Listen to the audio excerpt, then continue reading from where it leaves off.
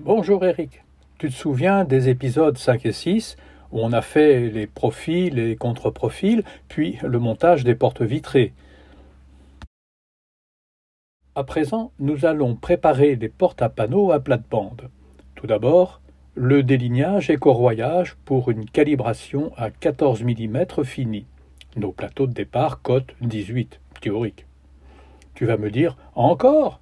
Eh oui, ça commence toujours de la même façon.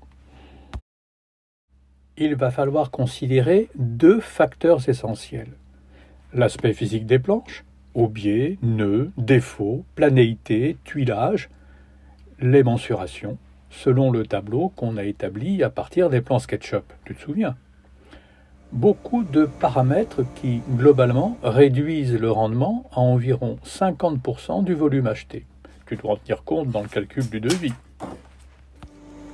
Une fois plané, on vérifie le parallélisme par un dernier délignage, ici sur la scie à format B3 Hammer. L'occasion aussi d'éliminer les défauts cachés qui sont apparus lors du corroyage.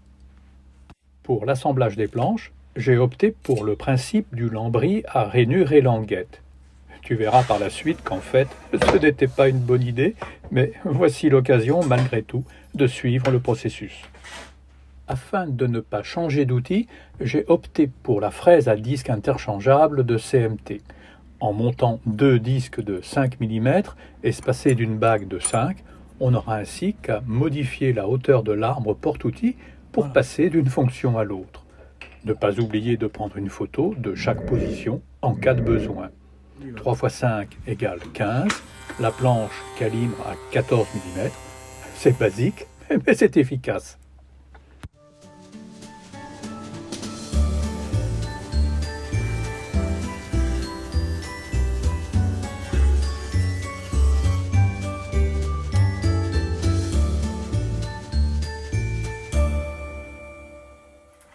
Reprise de notre tableau de découpe pour faire le tri avant l'assemblage.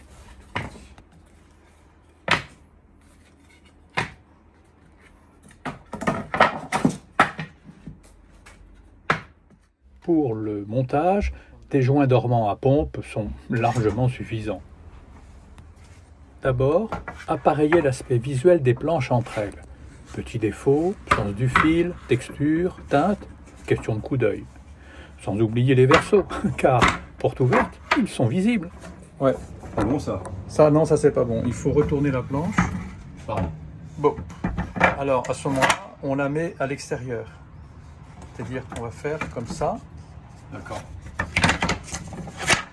Et celle-ci, elle n'est pas terrible. Donc là, il y a un défaut. À l'extérieur aussi. Donc on va la mettre à l'extérieur de l'autre côté. Ok. Ouais, mais. Bah, tu la tournes. Non, mais il sera quand même le. Ouais. Il sera pas là, je voulais dire. Ouais. Et là, voilà. Ouais. Et la longueur? Euh. La longueur, t'es bon? Grave. J'ai un autre 10. Ça va. Et la largeur, c'est quoi? 300. 305. 304. Fini. Oui. Et donc là, on a. Non, 302. Ouais, 330. Ouais, donc on est bon. Et hop. Par contre, moi ce qui me gêne, c'est cette planche-là qui est bien lisse, celle-ci qui est bien lisse, Ouais. et celle-là qui est nerveuse. Donc peut-être celle-là, on peut la mettre à l'extérieur.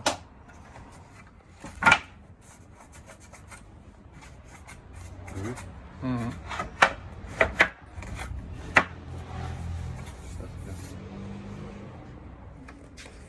Le panneau est mieux comme ça que voir ses particularités au milieu. Voilà.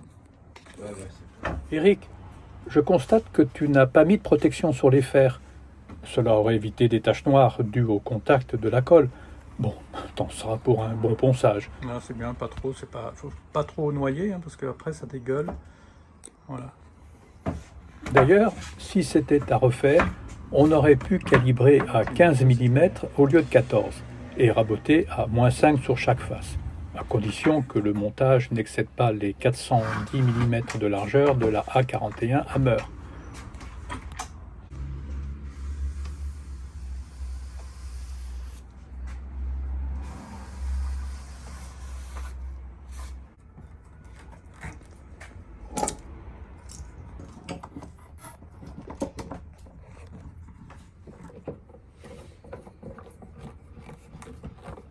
Vérification de la planéité du montage et au besoin, lui donner un petit coup de pouce.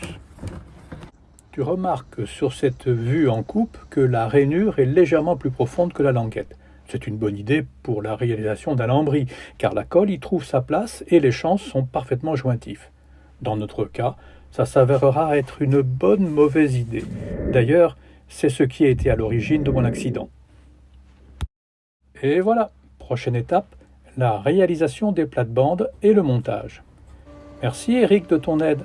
Et pour ceux qui se sont demandé qui tu étais, la réponse était en images.